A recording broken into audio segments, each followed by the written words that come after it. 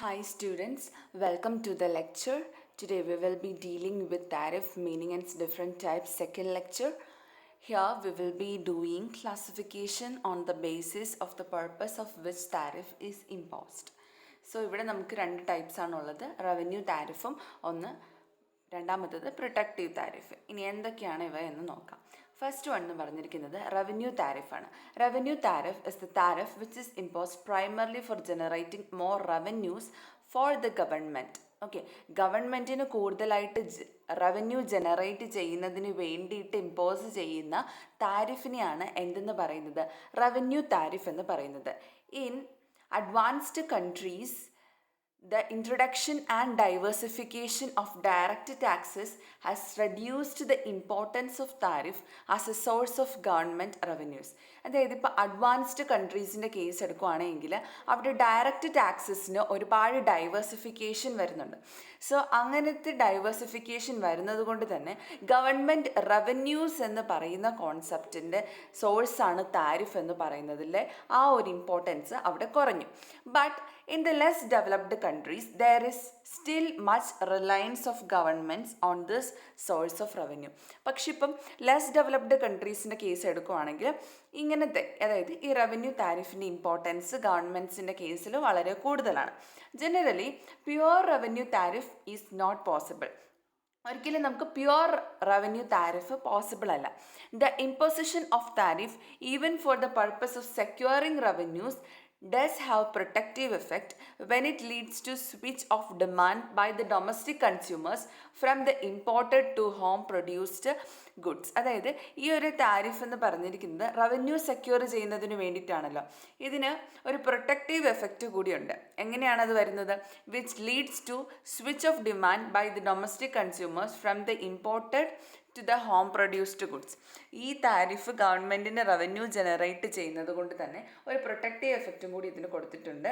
അതായത് നമ്മുടെ ഹോം കൺട്രിയിലെ ഗുഡ്സിനെ കൂടുതലായിട്ട് ആശ്രയിക്കുകയും അതേപോലെ തന്നെ ഇമ്പോർട്ട് ചെയ്തിരിക്കുന്ന ഗുഡ്സിൻ്റെ മേൽ നമ്മൾ നികുതി ചുമത്തപ്പെടുന്നത് കൊണ്ട് അതിൻ്റെ പ്രൊഡക്ഷൻ അല്ലെങ്കിൽ അതിൻ്റെ ഒരു ഇറക്കുമതി കുറയ്ക്കുക എന്നൊരു ഉദ്ദേശവും കൂടി നമുക്കിതിൽ കാണാൻ പറ്റും. ഇനി നെക്സ്റ്റ് എന്ന് പറഞ്ഞിരിക്കുന്നത് പ്രൊട്ടക്റ്റീവ് താരിഫാണ്. The tariff may be imposed by the government to protect home industries from the cutthroat competition from the foreign produced goods. അതായത് നമ്മുടെ നേഷൻ്റെ അകത്തുള്ള ഇൻഡസ്ട്രീസിനെ പ്രൊട്ടക്റ്റ് ചെയ്യുന്നതിന് വേണ്ടിയിട്ട് ഗവൺമെൻറ് ഇമ്പോസ് ചെയ്യുന്ന താരിഫിനെയാണ് എന്തെന്ന് പറയുന്നത്, പ്രൊട്ടക്റ്റീവ് താരിഫ് എന്ന് പറയുന്നത്. താരിഫിൻ്റെ എമൗണ്ട് കൂടുതലാവുന്നതനുസരിച്ച് പ്രൊട്ടക്റ്റീവ് എഫക്റ്റും കൂടുതലായിരിക്കും. ഒരു പെർഫെക്റ്റ് പ്രൊട്ടക്റ്റീവ് താരിഫ് എന്ന് പറഞ്ഞിരിക്കുന്നത് എബ്രോഡിൽ നിന്ന് ഉള്ള ഇമ്പോർട്ട്സിനെ കംപ്ലീറ്റ് ആയിട്ട് ബാൻ ചെയ്യുന്ന അല്ലെങ്കിൽ കംപ്ലീറ്റ് ആയിട്ട് സ്റ്റോപ്പ് ചെയ്യുന്ന താരിഫായിരിക്കും ഒരു പെർഫെക്റ്റ് പ്രൊട്ടക്റ്റീവ് താരിഫ് എന്ന് പറയുന്നത്. പ്രാക്ടീസിൽ ഇങ്ങനെ ഒരു പെർഫെക്റ്റ് പ്രൊട്ടക്റ്റീവ് താരിഫ് എന്ന് പറയുന്ന കോൺസെപ്റ്റ് ഇല്ല. Okay, if the domestic demand for the imported goods remains strong, there can be a possibility of smuggling imported goods. ഇനി നമ്മുടെ കൺട്രിയിൽ ഇമ്പോർട്ട് ചെയ്തിരിക്കുന്ന ഗുഡ്സിന് കുറേ ഡിമാൻഡ് ഉണ്ട്, അല്ലെങ്കിൽ ഹൈ ഡിമാൻഡഡ് ആണ് അങ്ങനെയുള്ള ഗുഡ്സ് എങ്കിൽ ഈ ഇമ്പോർട്ടഡ് ഗുഡ്സിൻ്റെ സ്മഗ്ലിംഗ് നടക്കും. In addition, such a tariff will not yield any revenue to the government. So അങ്ങനത്തെ കേസിൽ ഗവൺമെൻറ്റിന് യാതൊരു റവന്യൂവും കിട്ടത്തില്ല. A high rate of protective tariff can make the domestic producers more lethargic and inefficient and unable to face foreign competition even in the long run. ഇനി ഒരു certain ലിമിറ്റിന് ശേഷം protective tariff increase ചെയ്യുന്ന case ഉണ്ടാകുകയാണെങ്കിൽ domestic producers കൂടുതൽ ലെഥാർജിക്കാകും, inefficient ആകും. അതുപോലെ തന്നെ അവർക്ക് long റണ്ണിൽ foreign competition face ചെയ്യാനായിട്ടുള്ള ആ ഒരു ക്യാപ്പബിലിറ്റി ഇല്ലാതെ ആവും എന്നുള്ളതാണ് ഇതിനകത്ത് നമുക്ക് മനസ്സിലാക്കാൻ പറ്റുന്നത്. സോ നമ്മളിപ്പോൾ രണ്ട് രീതിക്കുള്ള താരിഫ്സാണ് പഠിച്ചത്. എന്താണ്? ഒന്ന് പ്രൊട്ടക്റ്റീവ് താരിഫാണ്, ഒന്ന് റവന്യൂ താരിഫാണ്. അതിൻ്റെ ബേസിസ് എന്താണ്? Purpose of which tariff is imposed. So നമ്മളിവിടെ കൺസിഡർ ചെയ്തിരിക്കുന്നത് പർപ്പസ് എന്ന് പറയുന്ന കോൺസെപ്റ്റാണ്. ഇനി classification on the basis of discrimination. Discrimination ബേസിസിൽ ടാക്സ് ക്ലാസിഫിക്കേഷൻ ആണ് വരുന്നത്. Tariff is imposed tariff is influenced by the consideration of discrimination. ഇനി രണ്ട് ടൈപ്പ് താരിഫ്സ് ആണ് അവിടെ ഉള്ളത്, non discriminatory tariffs and discriminatory tariffs. So രണ്ട് ടൈപ്സ് ആണ്. ഏതൊക്കെയാണത്? Non discriminatory, discriminatory. First one എന്ന് പറഞ്ഞിരിക്കുന്നത് നോൺ ഡിസ്ക്രിമിനേറ്ററി ആണ്. If the uniform tariff rates are applicable to all the commodities irrespective of the country of origin, they are known as non-discriminatory tariffs. അതായത് country of origin consider ചെയ്യാതെ എല്ലാ കമ്മോഡിറ്റീസിനും എന്താണ് uniform tariff rates ആണ് എന്നുണ്ടെങ്കിൽ നമുക്കതിനെ എന്തെന്ന് പറയാം? നോൺ ഡിസ്ക്രിമിനേറ്ററി താരിഫ് എന്ന് പറയാം. It is possible that low rates of tariff on certain commodities exist because of the commercial agreements with some countries, but tariff imposing home country extends the same tariff rates to the commodities of all the countries. ഇനി നമുക്ക് law tariff rates ചില കമ്മോഡിറ്റീസിൽ നമ്മൾ കൊടുക്കുന്നുണ്ട്, അത് existed ആണ്. കാരണം എന്താണ്? Commercial agreements ചില കൺട്രീസായിട്ട് വെക്കുന്നത് കൊണ്ട് തന്നെ അവിടുത്തെ ചില കമ്മോഡിറ്റീസിന് നമ്മൾ ലോ താരിഫ് കൊടുത്തേ പറ്റത്തുള്ളൂ. പക്ഷേ tariff imposing in home country എന്ന് പറഞ്ഞിരിക്കുന്നത് എക്സ്റ്റെൻഡ് ചെയ്യുന്ന എന്താണ്? ആ സെയിം താരിഫ് എന്താണ് മറ്റ് കമ്മോഡിറ്റീസിനും ആ പെർട്ടിക്കുലർ കൺട്രിയിൽ പോലെ തന്നെ മറ്റ് കൺട്രീസിനും ആപ്ലിക്കബിൾ ആകുന്ന രീതിയിൽ സെയിം താരിഫായിരിക്കും ഇമ്പോസ് ചെയ്യപ്പെടുന്നത്. സോ ഒരു യൂണിഫോം താരിഫ് റേറ്റ്സ് എല്ലാ കമ്മോഡിറ്റീസിനും കൊടുക്കുകയാണ്, irrespective of the country of origin consider ചെയ്യാതെ എല്ലാവർക്കും സെയിം താരിഫ്, എല്ലാ കമ്മോഡിറ്റീസിനും സെയിം ലെവൽ ഓഫ് താരിഫ് നമ്മൾ കൊടുക്കുകയാണ് എങ്കിൽ അതിനെയാണ് നോൺ ഡിസ്ക്രിമിനേറ്ററി താരിഫ് എന്ന് പറയുന്നത്. Such A system of non discriminatory tariff is called as a single column tariff. So ഈ നോൺ ഡിസ്ക്രിമിനേറ്ററി താരിഫിന് ഈ ഒരു സിസ്റ്റത്തിനെ പറയുന്ന പേരാണ് single column tariff. This system of tariff is easy and simple to administer. So ഇങ്ങനത്തെ tariff എന്ന് പറഞ്ഞിരിക്കുന്നത് ഭയങ്കര ഈസിയാണ്. കാരണം എന്താണ്? സെയിം എല്ലാ കമ്മോഡിറ്റീസിനും യൂണിഫോം താരിഫ്സ് ആണല്ലോ കൊടുക്കുന്നത്. There is however one deficiency, that is not elastic enough to adjust according to the changing needs of the industries of the home country. നമ്മുടെ കൺട്രിയിൽ ഉള്ള ഇൻഡസ്ട്രീസിൻ്റെ നീഡ്സ് അനുസരിച്ച് മാറുന്നതിന് വേണ്ടിയിട്ട് ഉള്ള ഒരു എലാസ്റ്റിസിറ്റി ഇങ്ങനത്തെ ഈ ഒരു നോൺ ഡിസ്ക്രിമിനേറ്ററി താരിഫ്സിന് ഉണ്ടാവില്ല. From the viewpoint of revenues too, it may not be satisfactory for the tariff imposing country. So tariff impose ചെയ്തിരിക്കുന്ന കൺട്രിക്കും ഇതത്ര സാറ്റിസ്ഫാക്ടറി ബെനിഫിറ്റ് കൊടുക്കുന്നില്ല എന്നുള്ളതാണ് ഇതിൻ്റെ ഒരു ഡെഫിഷ്യൻസി. ഇനി രണ്ടാമത്തേത് ഡിസ്ക്രിമിനേറ്ററി താരിഫാണ്. ഡിസ്ക്രിമിനേറ്ററി താരിഫിൻ്റെ കേസിൽ ഡിഫറെൻറ്റ് കമ്മോഡിറ്റീസിന് വേരിങ് താരിഫ്സ് ആയിരിക്കും ഉണ്ടായിരിക്കുന്നത്. കമ്മോഡിറ്റീസിന് വേരിങ് താരിഫ് ആയിരിക്കും ഉണ്ടായിരിക്കുന്നത്. The products originating from the favoured countries are subjected to a lower tariff rate than those of other countries. നമുക്ക് ഫേവറബിൾ ആയിട്ടുള്ള കൺട്രീസിൽ നിന്നാണ് പ്രൊഡക്ട്സ് ഒറിജിനേറ്റ് ചെയ്യുന്നത് എന്നുണ്ടെങ്കിൽ അവിടെ ലോവർ താരിഫ് ആയിരിക്കും as compared to that of other countries. The discriminatory tariffs can be double or multiple column tariffs. So ഈ discriminatory tariffs എന്ന് പറഞ്ഞിരിക്കുന്നത് ഒന്നെങ്കിൽ ഡബിൾ ആകാം, അല്ലെങ്കിൽ എന്താണ് മൾട്ടിപ്പിൾ കോളം താരിഫ്സ് ആകാം.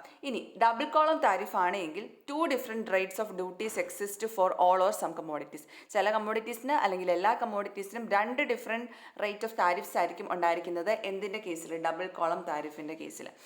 Both the rates are either announced by the government right from the beginning, and the two rates come into existence after the country enters into the favored nation commercial agreement with some foreign countries. So ഈ ഒരു rate എന്ന് പറഞ്ഞിരിക്കുന്നത് ഒന്നെങ്കിൽ government ബിഗിനിങ്ങിൽ തന്നെ announce ചെയ്തിട്ടുണ്ടായിരിക്കും. And ഈ രണ്ട് റേറ്റ്സും എക്സിസ്റ്റൻസിൽ വരുന്നത് എപ്പോഴാണ്? Countries enters into a favoured nation commercial agreement. Foreign കൺട്രീസുമായിട്ട് ഫേവേർഡ് നേഷൻ കൊമേഴ്ഷ്യൽ എഗ്രിമെൻറ്റിലോട്ടേക്ക് ഒരു കൺട്രി എൻ്റർ ചെയ്ത് കഴിയുമ്പോഴാണ് ഇത് എഫക്റ്റിൽ വരുന്നത്. The favoured rights of tariffs may either be on a unilateral basis or on a reciprocal basis. ഈ ഒരു ഫേവേർഡ് റൈറ്റ്സ് ഓഫ് താരിഫ് എന്ന് പറഞ്ഞിരിക്കുന്നത് ഒന്നെങ്കിൽ ഒരു യൂണിലാറ്ററൽ ബേസിസിലായിരിക്കും, അതല്ല എന്നുണ്ടെങ്കിൽ ഒരു റെസിപ്രോക്കൽ ബേസിസിലായിരിക്കും ഉണ്ടായിരിക്കുന്നത്. ഓക്കെ, ഇനി double column tariffs can B further classified as general and conventional tariff, maximum and minimum tariff, multiple column tariff. So നമ്മളിപ്പോൾ ഡബിൾ കോളം താരിഫ്സിനെ കുറിച്ച് പറഞ്ഞു. ഇനി ഈ ഡബിൾ കോളം താരിഫ്സിന് തന്നെ വീണ്ടും സബ്ഡിവൈഡ് ചെയ്തിട്ടുണ്ട്. എങ്ങനെയാണത്? General and conventional tariff, maximum and minimum tariff, multiple column tariff. General and conventional tariff. The general tariff schedule is determined by the state legislature. So ഇതിൻ്റെ ഷെഡ്യൂൾ ഡിറ്റർമൈൻ ചെയ്യുന്നത് സ്റ്റേറ്റ് ലെജിസ്ലേച്ചർ ആണ്. Okay, it also makes provision for the adjustment in tariff rates as and when required to fulfill the obligations of international commercial agreement. International commercial agreementsൽ പറഞ്ഞിട്ടുള്ള criterias fulfil ചെയ്യുന്നതിന് വേണ്ടിയിട്ട് ഇവർ tariff റേറ്റ്സിൽ adjustments നടത്തും. So അങ്ങനെ ഒരു provision ഈ general and conventional താരിഫിൽ ഉണ്ട്.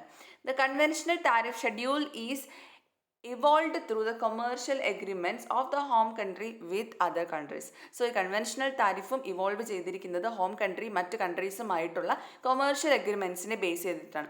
It does not permit the changes in tariff rates according to the changes in the domestic conditions or requirements. So ഇത് ഈ ഒരു കൺവെൻഷണൽ താരിഫ് ഒരിക്കലും ചേഞ്ച് ചെയ്യത്തില്ല. ഡൊമസ്റ്റിക് കണ്ടീഷൻസ് അനുസരിച്ചോ റിക്വയർമെൻറ്റ്സോ അനുസരിച്ച് നമ്മൾ നേരത്തെ ഫിക്സ് ചെയ്തിരിക്കുന്ന താരിഫ് ചേഞ്ച് ചെയ്യത്തില്ല കൺവെൻഷണൽ താരിഫിൻ്റെ കേസിൽ. പക്ഷേ ജനറൽ താരിഫിൻ്റെ കേസിൽ ആ ഒരു ചേഞ്ച് നമുക്ക് കാണാനായിട്ട് സാധിക്കും. The changes can be possibly only after negotiations and agreements are reached between the concerned countries or after the expiry of the existing agreement. So നമുക്ക് ഈ കൺവെൻഷണൽ താരിഫിൻ്റെ കേസിൽ ചേഞ്ചസ് പോസിബിൾ ആണ്. എപ്പോഴാണ്? ചില നെഗോസിയേഷൻസും എഗ്രിമെൻറ്റ്സും നമുക്ക് നടത്താൻ പറ്റിയിട്ടുണ്ടെങ്കിൽ ചേഞ്ചസ് പോസിബിൾ ആണ്. ആൻഡ് നമ്മൾ നേരത്തെ ഉള്ള കൊമേഴ്ഷ്യൽ എഗ്രിമെൻറ്റ് എക്സ്പയർ ആയി പോയിട്ടുണ്ടെങ്കിലും നമുക്ക് ഈ ഒരു ചേഞ്ചസ് മാറ്റാം. Then it is clear that there exists some rigidity in the conventional tariff schedule. So conventional tariff schedule നമുക്കിപ്പോൾ കാണാൻ പറ്റും ഒരു റിജിഡിറ്റി ഉണ്ട് in contrast to the general tariff schedule which is more flexible. So general താരിഫും ഉണ്ട് conventional താരിഫും ഉണ്ട്. General tariff കുറച്ചും കൂടി ഫ്ലെക്സിബിൾ ആണ് as compared to that of conventional tariff. Clear ആയെന്ന് വിശ്വസിക്കുന്നു. Then maximum and minimum tariff. ഈ ഒരു സിസ്റ്റത്തിൽ കൺട്രിക്ക് മാക്സിമം മിനിമം താരിഫ്സ് ഉണ്ട് എല്ലാ കമ്മോഡിറ്റീസിനും. ഈ താരിഫ്സ് എന്ന് പറഞ്ഞിരിക്കുന്നത് ഫിക്സ് ചെയ്യുന്നത് ലെജിസ്ലേച്ചറും അതുപോലെ തന്നെ ഗവൺമെൻറ്റുമാണ്. And they are authorised to apply specific rate of tariff to the goods imported from different countries. മറ്റ് കൺട്രീസിൽ നിന്ന് നമ്മുടെ കൺട്രിയിലോട്ടേക്ക് ഇറക്കുമതി ചെയ്യുന്ന ഗുഡ്സിൻ്റെ മേൽ സ്പെസിഫിക് ആയിട്ടുള്ള താരിഫ് റേറ്റ്സ് ഇമ്പോസ് ചെയ്യാനായിട്ട് ഗവൺമെൻറ്റിനും ലെജിസ്ലേച്ചറിനും അധികാരമുണ്ട്. ഈ minimum tariff rates are apply to the products originating from the countries treated as most favoured nation. Most favoured nation എന്ന് പറഞ്ഞിരിക്കുന്ന ക്രൈറ്റീരിയയിൽ നിൽക്കുന്ന കൺട്രീസിന് അവിടെ നിന്ന് പ്രൊഡ്യൂസ് ചെയ്തിരിക്കുന്ന പ്രൊഡക്ട്സിന് നമുക്ക് മിനിമം താരിഫ് റേറ്റ്സ് ആണ് കൊടുക്കുന്നത്. Maximum tariff rates are applied for the purpose of improving the bargaining position of the home country vis-a-vis the foreign countries. ഇനി ബാർഗെയിനിങ് പൊസിഷൻ ഇംപ്രൂവ് ചെയ്യുന്നതിന് വേണ്ടിയിട്ടാണ് മാക്സിമം താരിഫ് റേറ്റ്സ് അപ്ലൈ ചെയ്തിരിക്കുന്നത്. Okay, ഇനി next വരുന്നത് multiple column താരിഫാണ്. Multiple column tariff consist of 3 different rates of tariff. ഈ multiple column താരിഫിന് വീണ്ടും സബ് ഡിവിഷൻസ് വരുന്നുണ്ട്. General rate, international rate, preferential rate. എന്തൊക്കെയാണ്? ജനറൽ റേറ്റ് ഉണ്ട്, ഇന്റർനാഷണൽ റേറ്റ് ഉണ്ട്, പ്രിഫറൻഷ്യൽ റേറ്റ് ഉണ്ട്. ഇതിൽ ജനറലും ഇന്റർനാഷണൽ റേറ്റ്സും are considered equivalent to the maximum and minimum tariffs rates discussed above. So ഇതിലുള്ള ജനറൽ ഇന്റർനാഷണൽ താരിഫ് റേറ്റ്സ് ഉണ്ടല്ലോ, ഇതെന്ന് പറഞ്ഞിരിക്കുന്നത് നമ്മൾ കുറച്ച് മുൻപേ ഡിസ്കസ് ചെയ്ത മാക്സിമം മിനിമം താരിഫ്സിന് ഈക്വലന്റ് ആണ്. പ്രിഫറൻഷ്യൽ താരിഫ് എന്ന് പറഞ്ഞിരിക്കുന്നത് generally applied by the subject country to the products originating from the colonial countries. So preferential tariff എന്ന് പറഞ്ഞിരിക്കുന്നത് ഇമ്പോസ് ചെയ്തിരിക്കുന്നത് കൊളോണിയൽ കൺട്രീസിൽ നിന്നും എമർജ് ചെയ്തിരിക്കുന്ന പ്രൊഡക്ട്സിന് സബ്ജക്റ്റ് ചെയ്തിരിക്കുന്ന താരിഫാണ്. The preferential tariff rates is kept lower than the general rate of tariff. General rate of താരിഫിനേക്കാളും കുറവായിട്ടായിരിക്കും preferential rate of tariff impose ചെയ്തിരിക്കുന്നത്. For instance, the goods imported by India from Britain before independence were subjected to a lower tariff or duty free on account of imperial preferences. So ഇൻഡിപെൻഡൻസിന് മുൻപ് India ബ്രിട്ടനിൽ നിന്ന് goods import ചെയ്തിട്ടുണ്ടായിരുന്നു എങ്കിൽ ഈ imperial പ്രിഫറൻസിൻ്റെ അക്കൗണ്ടിൽ നമുക്ക് ലോവർ താരിഫായിരുന്നു ചുമക്കുക. ഇനി on the other hand, the goods imported from other countries such as Japan, Germany and others were subjected to higher rates of tariff. So colonial countries അല്ലാത്ത മറ്റ് കൺട്രീസ്, അതായത് Japan, Germany അങ്ങനെയുള്ള കൺട്രീസിനൊക്കെ നമ്മൾ goods import ചെയ്ത് കഴിയുമ്പോഴത്തേക്കും അവിടെ നമ്മൾ ചുമത്തുന്ന താരിഫ് കുറച്ചും കൂടി ഹയർ ആയിരിക്കും. ഓക്കെ, ക്ലിയർ ആയെന്ന് വിശ്വസിക്കുന്നു. Moving on further, classification on the basis of products. Products അനുസരിച്ച് നമ്മൾ എങ്ങനെയാണ് ഗുഡ്സിനെ ക്ലാസിഫൈ ചെയ്തിരിക്കുന്നത്, അതിനെ നമ്മൾ തിരിച്ചിരിക്കുന്നതാണ് ഇമ്പോർട്ട് ഡ്യൂട്ടീസും export duties. First one import duties ആണ്. ഇനി ഒരു ഹോം കൺട്രി അതിൽ ഫോറിൻ നേഷൻസിൽ നിന്നും ഗുഡ്സ് ഇമ്പോർട്ട് ചെയ്യുവാണ് എന്നുണ്ടെങ്കിൽ അതിനെ ഇമ്പോസ് ചെയ്തിരിക്കുന്ന താരിഫാണ് ഇമ്പോർട്ട് താരിഫ് അല്ലെങ്കിൽ ഇമ്പോർട്ട് ഡ്യൂട്ടി എന്ന് പറയുന്നത്. That is the home country imposes tariff upon the products of foreign countries as the enter in the country. നമ്മുടെ കൺട്രിയിൽ എൻ്റർ ചെയ്തിരിക്കുന്ന ഫോറിൻ ഗുഡ്സിന് മേൽ നമ്മുടെ കൺട്രി ചുമത്തുന്ന താരിഫിനെയാണ് എന്തെന്ന് പറയുന്നത്? ഇമ്പോർട്ട് ഡ്യൂട്ടീസ് എന്ന് പറയുന്നത്. ഇനി export duties. If the products of the home country become subject to tax as the its country to be sold in foreign country, the tax or duty is called export tariff or export duty. ഇനി ചില products നമ്മുടെ home കൺട്രിയിൽ നിന്നും മറ്റു കൺട്രിയിലോട്ടേക്ക് leave ചെയ്യുമല്ലോ, അവിടെ പോയിട്ട് ഇത് cell ചെയ്യാൻ വേണ്ടിയിട്ട്. സോ അങ്ങനെ പോകുന്ന പ്രൊഡക്ട്സിൻ്റെ മേലെ ചുമത്തപ്പെടുന്ന നികുതിയാണ് എന്തെന്ന് പറയുന്നത്? എക്സ്പോർട്ട് ഡ്യൂട്ടി എന്ന് പറയുന്നത്. Import tariffs have reminded the matter of deep interest both for analytical and policy reasons. ഈ ഇമ്പോർട്ട് താരിഫിന് കുറച്ചും കൂടി ഇമ്പോർട്ടൻസ് ഇവിടെ കൊടുക്കുന്നതിന് കാരണം എന്താണ്? അതിന് ഒരുപാട് അനലിറ്റിക്കൽ അതുപോലെ തന്നെ പോളിസി റീസൺസ് ഉണ്ട്. These are far more widespread and almost every country takes resort to them. In contrast export duties are applied to a very limited extent. Export duties എന്ന് പറഞ്ഞിരിക്കുന്നത് ഒരു ലിമിറ്റഡ് എക്സ്റ്റെൻറ്റിൽ മാത്രമാണുള്ളത്. Some countries like USA have prohibited export duties by law. ഇനി law ബേസിസിൽ export duties ഇല്ലാതാക്കിയിട്ടുള്ള ഒരു രാജ്യമാണ് USA. സോ എക്സ്പോർട്ട് ഡ്യൂട്ടീസ് എന്ന് പറഞ്ഞിരിക്കുന്നത് ഇമ്പോർട്ട് ഡ്യൂട്ടീസിനേക്കാളും കുറവ് ഇമ്പോർട്ടൻസ് ഉള്ളതാണ്. Even in those countries where these are invoked, the basic purpose is to secure large revenues. So export duties വേഗമായിട്ട് നിൽക്കുന്നതിൻ്റെ ബേസിക് ആയിട്ടുള്ള ഒരു പർപ്പസ് എന്ന് പറഞ്ഞിരിക്കുന്നത് കൂടുതൽ റവന്യൂ ജനറേഷനാണ്. ഓക്കെ, ക്ലിയർ ആയെന്ന് വിശ്വസിക്കുന്നു. Next is classification on the basis of retaliation. On the basis of retaliation, tariffs can be based on retaliatory tariffs and countervailing tariff. First one, retaliatory tariffs. ഒരു foreign country has imposed tariffs upon the exports from the home country and the later imposes tariffs against the products of the former. The tariffs resorted to be by the home country will be regarded as retaliatory tariff. ഇനി ഒരു foreign country home കൺട്രിയിൽ നിന്ന് export ചെയ്തിരിക്കുന്ന കമ്മോഡിറ്റീസിന് മേലെ tariffs impose ചെയ്തിട്ടുണ്ടെങ്കിൽ home countries imposes the tariffs against the products of the former. The tariffs resorted to by the home country will be regarded as the retaliatory tariffs. So home കൺട്രിയിലോട്ടേക്ക് tariffs വീണ്ടും resort ചെയ്യുന്നതിന് പറയുന്ന പേരാണ് റിറ്റാലിയേറ്ററി tariff എന്ന് പറഞ്ഞിരിക്കുന്നത്. ഇതിൽ home country ഇങ്ങനത്തെ ഒരു മെഷർ അഡോപ്റ്റ് ചെയ്ത് കഴിയുമ്പോഴത്തേക്കും does not either has the object of raising revenue raise ചെയ്യാനായിട്ട് പറ്റത്തില്ല, അതുപോലെ തന്നെ ഹോം ഇൻഡസ്ട്രീസിനെ പ്രൊട്ടക്റ്റ് ചെയ്യാനായിട്ടും പറ്റത്തില്ല in the case of acting in retaliation. അതായത് ഒന്നിന് പകരം മറ്റൊന്ന് ചെയ്തത് കൊണ്ട് അതിൻ്റെ മേൽ നമ്മൾ അടുത്ത ആക്ഷൻ എടുക്കുന്നതാണ് റിറ്റാലിയേഷൻ എന്നുള്ള രീതിക്ക് ഇവിടെ പറയുന്നത്. ഇനി കൗണ്ടർവെയിലിംഗ് താരിഫ്സ്. ഇനി ഒരു ഫോറിൻ കൺട്രി എക്സ്പോർട്ട് ചെയ്യുവാണ് ലാർജ് ക്വാണ്ടിറ്റീസ് ഓഫ് അതിൻ്റെ പ്രൊഡക്ട്സ് നമ്മുടെ ഹോം കൺട്രിയിലോട്ടേക്ക് അല്ലെങ്കിൽ ഹോം മാർക്കറ്റിലോട്ടേക്ക് എക്സ്പോർട്ട് ചെയ്യുവാണെങ്കിൽ അത് എന്തിൻ്റെ ബേസിസിലാണ്? എക്സ്പോർട്ട് സബ്സിഡീസിൻ്റെ പിൻബലത്തിലാണ് ഫോറിൻ കൺട്രി അത് എക്സ്പോർട്ട് ചെയ്തിരിക്കുന്നതെങ്കിൽ ഹോം കൺട്രിക്ക് അത് ന്യൂട്രലൈസ് ചെയ്യാം. എങ്ങനെയാണ്? The unfair advantage enjoyed by the foreign products through imposing duties upon them as the enter the territory of home country. Home കൺട്രിയിലോട്ടേക്ക് കയറുന്നത് അൺഫെയർ അഡ്വാൻറ്റേജ് ആണ് ഇതെടുക്കുന്നത് എന്ന് പറഞ്ഞുകൊണ്ട് ഒരു ടാരിഫ് ഇമ്പോസ് ചെയ്തുകൊണ്ട് ഈ ഒരു ഫോറിൻ കൺട്രിയുടെ എക്സ്പോർട്ടിനെ അല്ലെങ്കിൽ ഈ എക്സ്പോർട്ട് സബ്സിഡീസിനെ ന്യൂട്രലൈസ് ചെയ്യാനായിട്ട് ഹോം കൺട്രിക്ക് പറ്റും.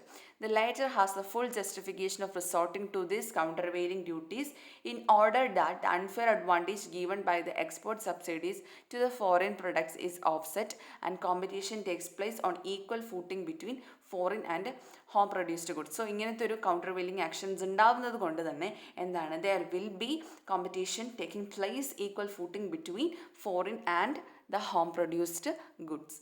സോ ഇതൊക്കെയാണ് ക്ലാസിഫിക്കേഷൻ. സോ നമ്മൾ കഴിഞ്ഞ ലെക്ചറിൽ ഫസ്റ്റ് ക്ലാസിഫിക്കേഷൻ നോക്കിയിട്ടുണ്ടായിരുന്നു. ഇപ്പം നമ്മൾ ബാക്കി 4 ക്ലാസിഫിക്കേഷൻസ് നോക്കിയിട്ടുണ്ട്.